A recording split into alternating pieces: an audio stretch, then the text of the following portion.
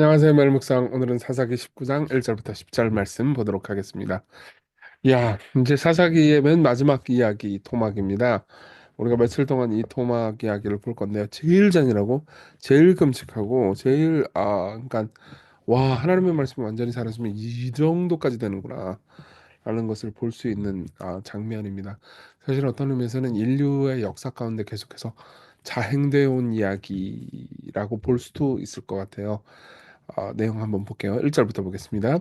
이스라엘의 왕이 없을 그때, 그러니까 처음부터 개판 강조 주간입니다. 이게 이게 보이죠? 그러니까 이스라엘의 왕이 없을 그때, 그러니까 아무도 하나님을 왕으로 섬기지도 않고 하나님한테 관심도 없을 그때 이런 식으로 이해를 하시면 되겠습니다. 에브라임 산지 구석에 거류하는 어떤 레위 사람이 유다 베들레헴에서 첩을 맞이하였더니 뭐야 이거? 일단 어떤 사람이 첩을 맞이했다. 뭐 그것도 뭐 그래 첩 그렇지. 근데 레위 사람이 뭐예요? 그러니까 지금으로 치면 이정규 목사가 첩을 드렸다. 뭐 이런 급인 거예요. 이게 말이 됩니까? 하나님의 말씀을 완전히 무시하고 있는 상황이라고 생각할 수 있는 거죠. 심지어 레위 사람마저도 그런 정도인 겁니다. 근데 그 첩이 행음하고 남편을 떠나. 혼돈하다 혼돈해. 그렇죠? 근데 또 그 첩은 어때요? 행음을 해요. 그리고 남편을 떠납니다. 그러니까 이제 여기서 착한 사람 한 명도 없어요. 그냥 남자는 성적인 욕구 때문에 그러니까 본인이 레위인이라는 것을 망각하고 결혼을 하려고 그러니까 첩을 또 두고요. 그리고 여자도 뭐 행음하려고 이제 남편을 떠나서 도망가요. 유다 베들레헴 그의 아버지의 집에 들어가서 거기서 넉 달 동안을 지냅니다. 그러니까 친정으로 돌아간 겁니다.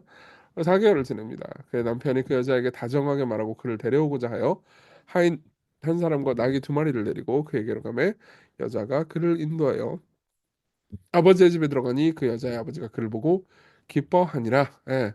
그래서 친정으로 가버렸어요. 도망가 버렸습니다. 근데 나중에 이제 우리 오늘 본문은 없지만 27절에 보면은 또 이 남편 이 레위인을 남편이라고도 말하지만 또 주인이라고도 말하거든요. 그러니까 아마 돈 주고 산 것 같기도 해요. 그래서 이제 어떻게 되느냐 이런 경우에는 뭐 사형을 해도 이게 어쩔 수 없는 일이었습니다. 그러니까 아버지 입장에서는 딸이 죽기를 바라진 않았겠죠. 그러니까 뭐 잘해주려고 합니다.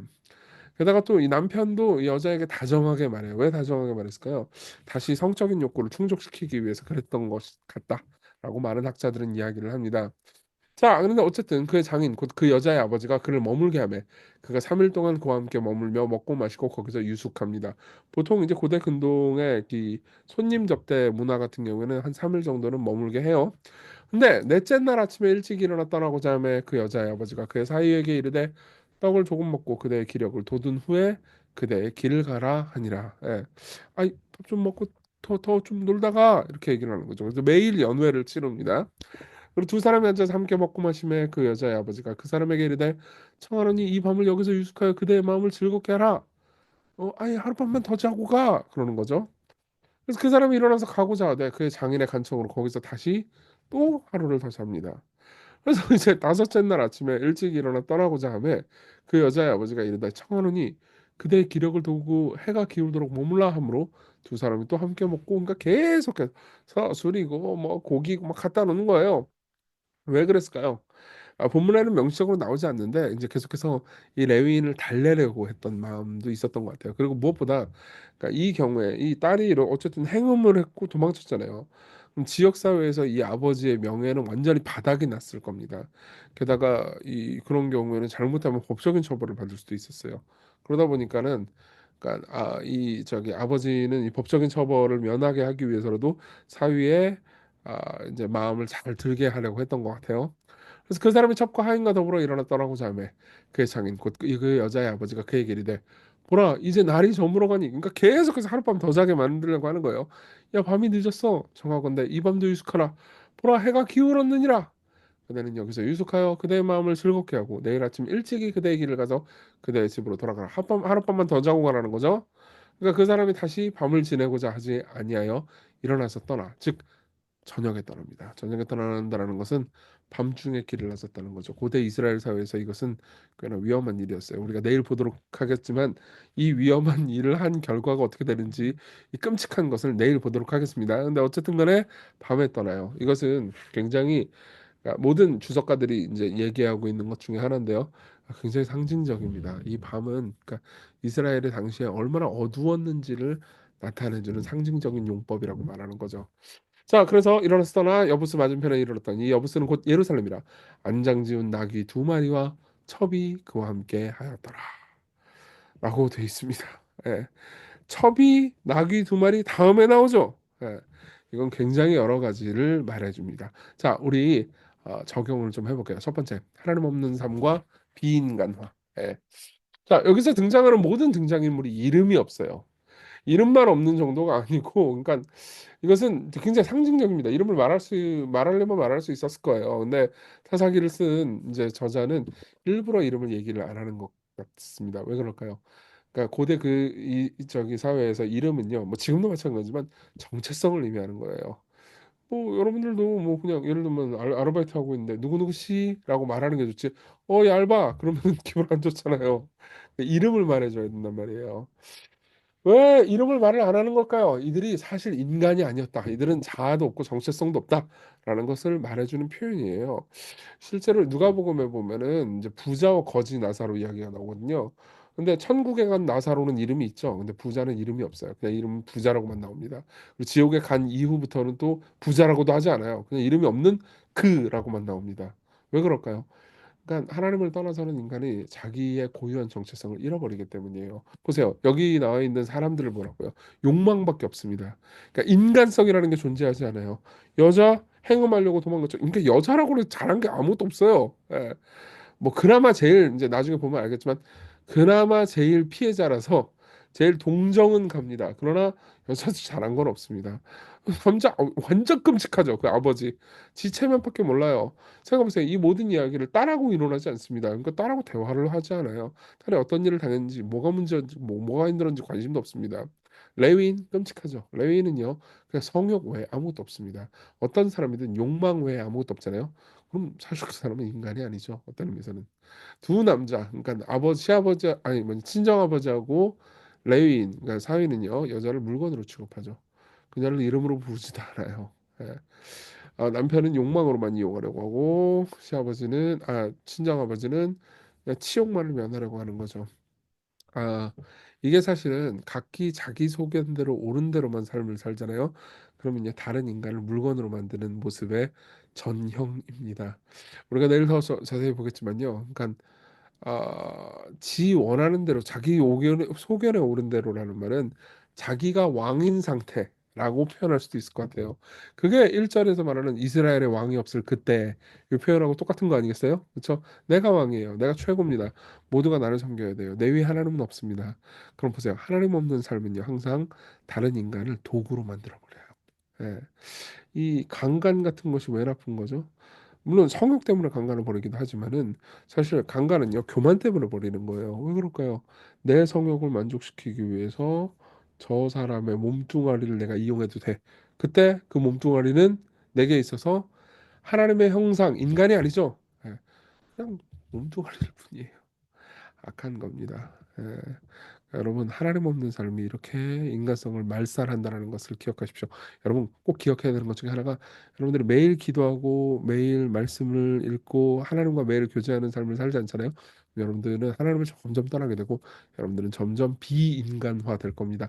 여러분들 주변에 있는 사람들 계속 이용만 하려고 들 거예요. 말씀을 붙잡으십시오.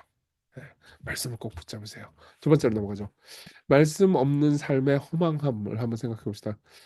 또 지난 이야기에 있어서 레위인이 또 악역이에요. 예, 미가 사건 보면은 거기 제일 얄밉고 제일 재수 없는 게 레위인이었잖아요. 예. 근데 그 미가 이야기를 보면 북쪽으로 간 레위인인데 이야기인데 여기 두 번째 이야기 보면 레위인이 남쪽으로 가는 레위인 이야기예요. 자, 이게 말해주는 바가 있죠. 이스라엘 전역이 다 레위인이 이랬다. 이 모양 요꼴이었다라는 것을 상징적으로 보여주는 겁니다. 원래 레위인은 어떤 역할을 해야 되는 건가요? 말씀을 전달하고 말씀을 백성들로 하여금 말씀을 지키도록 인도해 주는 게 레위인의 역할이에요. 근데 레윈 본인이 말씀 없는 삶, 말씀과 상관없는 삶을 살아가니까 모든 기준이 다 사라지는 거죠. 여러분, 말씀이 사라지게 되잖아요. 그러면 이방 풍습에 영향을 받게 되죠. 말씀을 지켜야 되는 사람은 말씀을 안 지키고 관심이 없었을 겁니다. 말씀을 전한다 하더라도 도구로만 전했을 거예요. 저도 똑같을 수 있거든요. 여러분, 설교를 할 때 제가 성경을 설교를 위한 도구로만 성경을 읽을 수 있어요. 그거 끔찍하죠. 여러분, 저도 여러분 저를 위해서 누군가 기도하신다면 이렇게 기도하셔야 돼요. 저 인간부터, 이정규 저 인간부터 성경을 사랑하게 해주세요. 성경 말씀을 먹고 누리고 그리고 기뻐하고 지키는 그 기쁨을 우리에게 전달할 수 있게 해주세요. 이렇게 기도하셔야 돼요. 안 그러면요, 하나님 아닌 다른 신의 영향을 받게 됩니다. 그 다른 다른 세상 방식의 삶을 여러분들에게 쏟아내게 돼요. 그때 고대 근동의 다른 종교의 신들은요, 굉장히 잔혹하고 악했습니다. 신들을, 그들의 신들은요, 인간을 이름으로 부르지 않았어요. 고대 실제로 어떤 그 저기 뭐지, 종교들 이런 것들 있잖아요. 보면은 인간을 이름으로 부르지 않습니다. 모든 인간을 그냥 도구로 취급하죠. 근데 우리 하나님은 어떻죠? 우리 하나님은 이름을 부르시는 하나님이십니다. 출애굽기 33장 17절, 여호와께서 모세에게 이르시되 내가 말하는 이 일도 내가 하리니 너는 내 목전에 은총을 입었고 내가 이름으로도 너를 알미니라. 이 말은 무슨 말이죠? 다른 존재들은 이름을 모른다 이건가요? 아니요. 그러니까 친밀하게 개인적으로 인격적으로 대해 주신다는 거죠. 자, 보세요. 하나님 최고로 위에 계신 분, 가장 높으신 분, 예, 모든 인간들은 그냥 도구 취급해도 그분은 잘못이 아닙니다. 근데 그런 분이 우리 하나하나를 소중하게 대해서 이름으로 부르십니다. 도구로 취급하지 않으세요. 섬기세요. 오히려 우리를 섬기시기 위해서 자기를 제물로 내어놓으셨죠. 예. 자, 그 하나님을 섬기는 사람이 어떻게 다른 인간들을 도구로 생각할 수 있습니까? 그래서는 안 되겠죠.